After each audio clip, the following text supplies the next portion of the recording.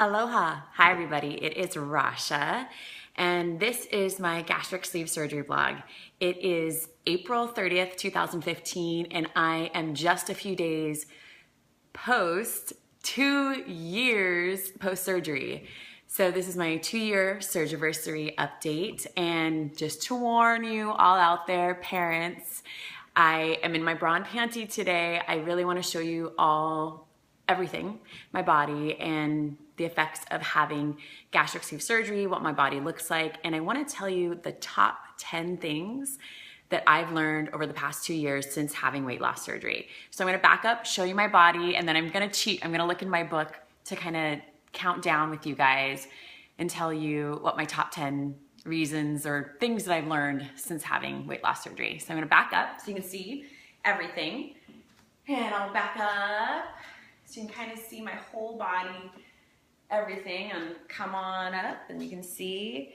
So I'm very lucky. I don't have a whole lot of loose skin, and I think that is in part because of my genes, my genetics, and my amazing personal trainer, Marta, that I had for the first 18 months post-surgery. And I think I've just kind of done the work, and I'm very lucky to be in this body. It's not perfect, but it is perfectly mine, and I am very happy with it. So let's get started with my top 10 things that I've learned since having gastric sleeve surgery back in April of 2013. So let's start off. Number one, I'm sorry, I'm gonna keep looking at my book, but number one, I have learned to not live my life on a diet.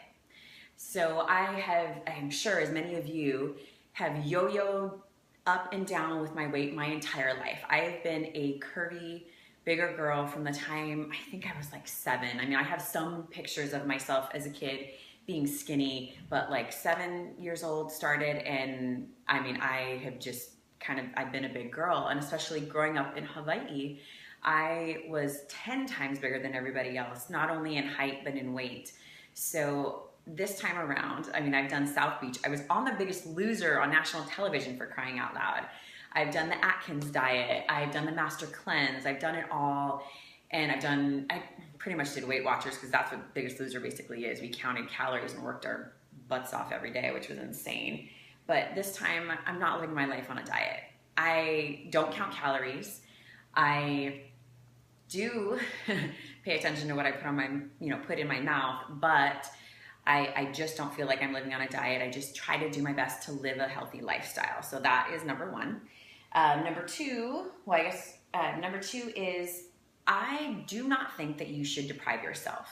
I don't deprive myself. If I want a chocolate chip cookie, I have a chocolate chip cookie. If I want a piece of bread, I have a piece of bread. I will be honest, I didn't really have carbs very much at all the first year. I limited it, because I just wanted to put more protein in my body. But I don't think you should deprive yourself, because if you deprive yourself, you're probably going to eat 10 times as much as if you just had like one. You shouldn't deprive your body. And again, that kind of goes along with not living your life on a diet.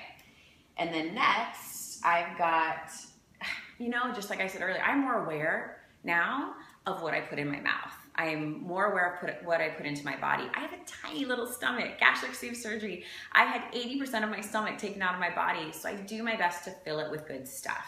I try to do protein first, and I pay attention. I mean, last night, my wife and I had this amazing arugula, chicken, avocado, tomato salad, and a little bit of bread, and afterwards, I had some strawberry ice cream, but I was like looking to see how much sugar was in it, and just kind of paying attention to what I'm putting inside of this vessel that I call my body now.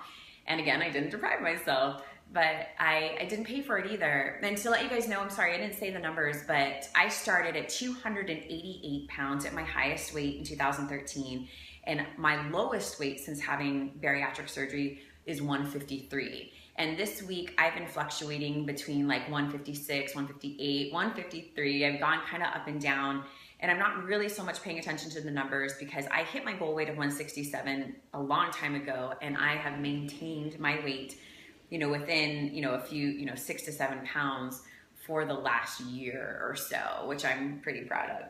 So the next thing on my list, number 4, I have so much more energy.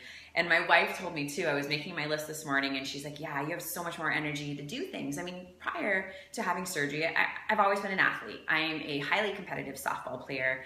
But I mean, I need a runner once I hit first base, you know? I couldn't really get my body moving and I was lazy. I mean, softball, I could play in my sleep. I can dive after balls and play defense like nobody's business, but comes to offense, you know, I hit the ball as hard as I can and I would get a runner, and that's changed. I have so much more energy. I actually run in the gym now, which is insane. I'm not a runner, and I have more energy. I want to do more things. I want to get up and go and be outside, and I move every single day. And I'm sorry this is going to be a long vlog today, but if you want to tune in, you totally can. And if not, come back later and watch it. Anyway, all right, so after that, after more energy, I've got number 5. I enjoy food so much more now. I dream about food. I find different ways to make it more flavorful. And I don't deprive myself. I do cook with butter for a little bit of flavor. I cook with coconut oil. I try to do things that I don't feel like I'm missing out on anything. And there's nothing that I can't eat. Now, having had gastric sleeve surgery, in the very beginning, as many of you know, like I got sick only a handful of times, and normally it was from pineapple, and I think it was just a little too sweet and a little too acidic for me, but I can eat it now and I'm okay. But the second that I start to feel not so hot, I pull back and I don't eat that anymore. And I just truly enjoy food more now, and I just love it. Okay, so that's number 5. Number 6, I have learned since having weight loss surgery to love my body even more. So I was very body positive and actually had some people not very happy with the fact that I was having weight loss surgery because I was so body positive at, you know, close to 300 pounds. But I love my body now. I love bodies in all sizes, all shapes, all forms, but I feel a little bit more comfortable in my skin, and I think that's just because, you know, I've been coming to you guys every week for 2 years. I see my body on camera, and I know what I look like naked, and I'm happy with it. I mean, it's not perfect, but I just know that it's just given me a much, you know, more inner confidence and just feeling beautiful at every step of the way. I mean, I would have stood here in my bra and panties at 288 pounds. I've done nude shoots from being a plus size model at that size, and I still felt beautiful. It just gave me a lot more confidence and made me fall more in love with my own body.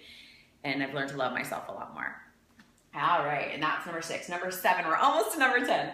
Number 7, going along the body positive, I feel like I have more confidence now. I know a lot of people have always thought that I had a lot of confidence, and I have. I mean, I've always felt beautiful, and I know that comes from the inside out. But I care less about what haters think now. I mean, I had chat rooms dedicated to hating me when I was on The Biggest Loser, and people saying nasty things, and I would cry. And like when TMZ broke the story that I was gay and marrying my wife, which is funny because I came out a year earlier on the cover of Scorch magazine, but whatever.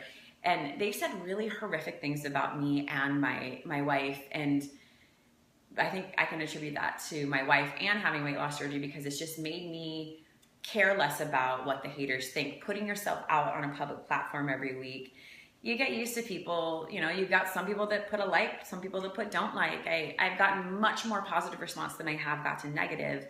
However, I think it's made my skin a lot thicker, and it's made me realize not everyone is gonna love you, and that's okay. I'm talking to you, to the one person that I can inspire and make you feel better about yourselves. That totally blows every other negative comment and mean thing I've heard about myself away, because I know that I'm affecting someone, at least one person, in a positive way. So it makes me more confident and not caring about the haters. And then I've got number 8, we're in the home stretch. So many of you know I have been a plus size model since 2003. It is now 2015, and at the end of 2014, I was fired from a very big runway show that absolutely broke my heart.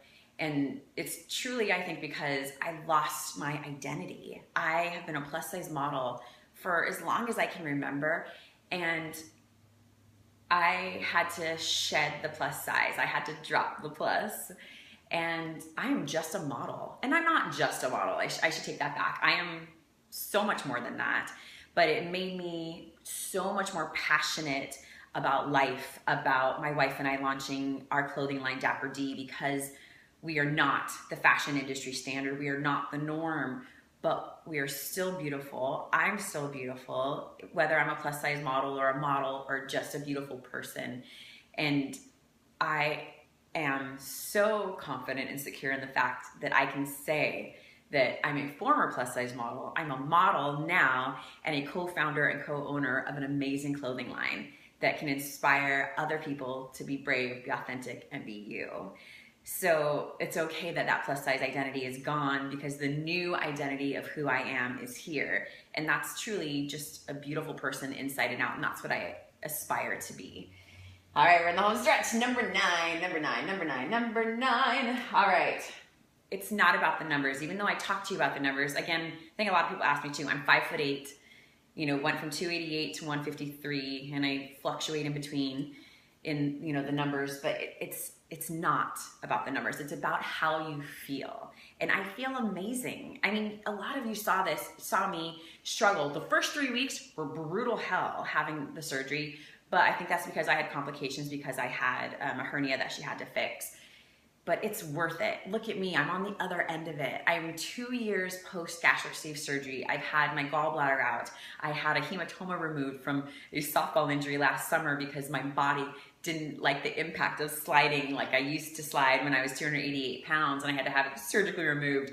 But it doesn't matter. All that pain is so worth it. I'm here, and I'm on the other end of this. I'm myself. I'm in the body that I was supposed to be in, and that makes me incredibly, incredibly happy. And I just don't worry about the numbers. I mean, yeah, I've lost 135 pounds, but I would have been happy, losing 100 or just getting under 200 pounds. And I feel really beautiful and really confident in the skin that I'm in, and I don't care about the numbers. But I just tell you guys because you ask me all the time. Now, number 10, and the most important thing that I have learned since having weight loss surgery. Surgery is only a tool.